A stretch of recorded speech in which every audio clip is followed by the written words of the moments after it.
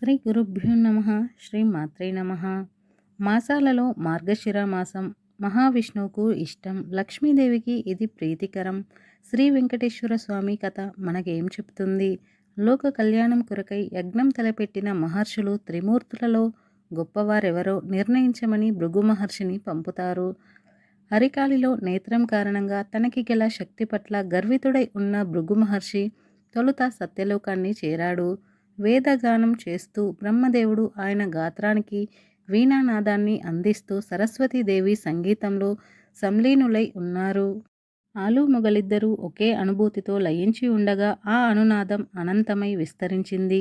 భృగు రాక వారిని ఆటంకపరచలేదు. దాంతో వారు ఆయన రాకకి స్పందించలేదు. బ్రహ్మకు భూలోకంలో ఆలయాలుండవని శపించిన భృగువు నేరుగా కైలాసానికి వెళ్ళాడు. కైలాసంలో శివపార్వతులు నాట్యంలో లీనమై ఉన్నారు.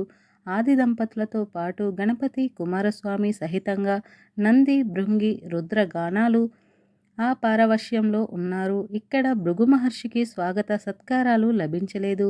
పార్వతీ పరమేశ్వర్లు తాళం తప్పకుండా చేస్తున్న నాట్యం సర్వ సృష్టికి శృతిలయలై ఉంది. అలంకార రహితుడై ఉంటే భృగు మహర్షి ఆదిదేవుడు నాట్యమాపి తనని పలకరించే వరకు సహజంగా భక్తిగా వేచి ఉండేవాడు. కానీ భృగువుకి అదనపు శక్తి ఉంది. దాని తాలూకు అహంకారము ఉంది. కాబట్టి భక్తుడు భగవంతుడి కోసం వేచి ఉండడం కాదు, భగవంతుడే భక్తుడి రాక కోసం మెలకువతో ఉండాలనుకున్నాడు.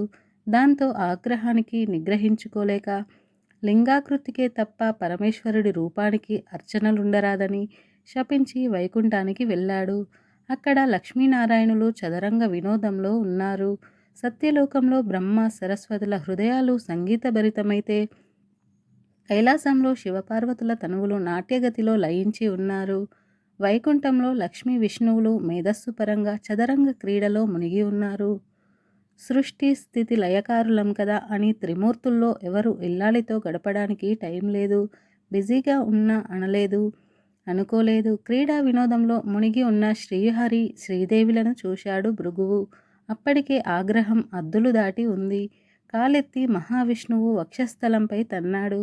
గుండెలపై తన్నిన బిడ్డని చూసిన తండ్రిలా శాంతంగా చిరునవ్వు నవ్వాడు శ్రీహరి. భృగువుని బుజ్జగిస్తూ అతిథి సత్కారాల్లో భాగంగా ఆర్ఘ్య పద్యాలు సమర్పిస్తూ భృగువు అరికాలిలోని నేత్రాన్ని చిదిమి వేశాడు. అప్పటికి కాని భృగు మహర్షి తలకెక్కిన అహంకారం మహమ్మారి దిగిపోలేదు. చేసిన తప్పిదాలు తెలిసి రాలేదు. పోగొట్టుకున్న తపశ్శక్తి నష్టం అర్థం కాలేదు. దాంతో దిమ్మ తిరిగి వాస్తవంలోకి వచ్చిపడ్డ భృగువు దుఃఖిస్తూ శ్రీహరి పాదాలపై పడ్డాడు. ఆపైన పశ్చాత్తాపుడై తపోవనానికి తరలిపోయాడు. అతన్ని ఆశీర్వదించి తిరిగి చూసిన శ్రీహరికి ఎదురుగా శోకామూర్తి అయి శ్రీలక్ష్మి నిలిచి ఉంది. తన నివాస స్థానమైన మహావిష్ణువు వక్షస్థలంపై తన్నిన భృగువుని విష్ణువు శిక్షించకుండా సముదాయించి పంపినందుకు ఆ తల్లి అవమానం పదింతలైనట్లుగా పరితపిస్తుంది. అన్వయించబోయిన శ్రీమన్నారాయణుడికి శ్రీదేవి శోకాశ్రువులే సమాధానం చెప్పాయి. బాధాతప్తమై ఆ ఇల్లాలు కన్నీటితో భర్తని విడిచిపోయింది. సిరి తనతో ఉన్నప్పుడు సర్వ సంపదలతో వైభవమూర్తి అయి విరసిల్లిన శ్రీమన్నారాయణుడు సిరిదేవి విడిచి వెళ్ళడంతో దరిద్ర నారాయణుడై అడవుల బట్టి పోయాడు. గుక్కెడి పాలకి పుట్టలో ఉండి పొదుగు వదిలిన గోమాత పుణ్యాన కడుపు నింపుకున్నాడు.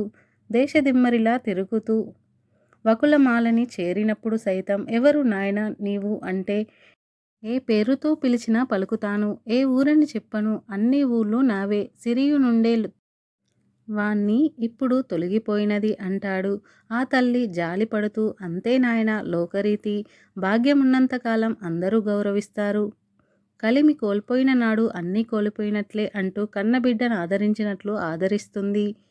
ఆశ్రమవాసి అయి వరాహమూర్తి అనుమతి పొంది ఆశ్రితుడై జీవిస్తూ ఆకాశ రాజపుత్రి పద్మావతిని పరిణయమాడాలనుకుంటే పైసలేవి పెళ్లి చేసుకునేందుకు వడ్డీకి అప్పు తీసుకోవాల్సి వచ్చింది. ఒకప్పుడు సిరి సంపదలకి నిలవైన వాడు కంట కన్నీరొలికితే అది పరిస్థితి. అందుకే కట్టుకున్న ఇల్లాలి కంట కన్నీరు చిందితే ఆ ఇంటి సంపదలు నిలబడవు అంటారు.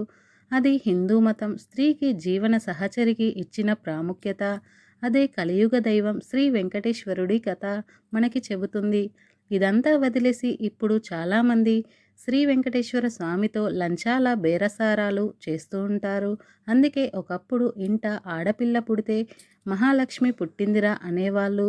ఆ భావం బలంగా ఉన్నప్పుడు ఆడపిల్ల అని భ్రూణ హత్యలు, శిశు హత్యలు జరగవు. ఇల్లాలి కంటి నీరు ఇంటికి చేటు అనుకుంటే వరకట్నపు చావులు ఉండవు. అయితే ఇక్కడ ఒక హద్దు ఉంది సుమా. ఇల్లాలికి అరిషడ్వర్గాలు అదుపులో లేవనుకోండి. మొగుడి ఆదాయానికి ఆరింతలు ఖరీదుండే పట్టుకోకలు, పట్టెడ నగలు గట్రా కోరికలతో వేపుకు తింటుంటే అప్పుడు కలకంట కన్నీరొలికినా కరిగిపోవురా సిరులు అనుకోవడం కష్టం. ఎందుకంటే కోరికల చిట్ట కొండవీటి చాటెడంతా ఉంటే మగాడి బ్రతుకు మటాష్ అయిపోతుంది మరి. అంచేత ఇది కోరికలు వాస్తవ ప్రపంచంతోనూ భర్త పరిస్థితులతోనూ అనుసంధానమై ఉండే అతివల విషయంలోనే అనువర్తించగలిగేది. ఏమైనా భార్య భావాలని గౌరవిస్తే, ఆమె అవమానాలని తన అవమానంగా భావిస్తే, ఆమె మనస్సుని నొప్పించకపోతే, మొత్తంగా ఆమె కంట కన్నీరు చిందకుండా చూసుకుంటే సిరి సుఖ సంతోషాలు ఆ ఇంట స్థిరంగా ఉండిపోతాయి.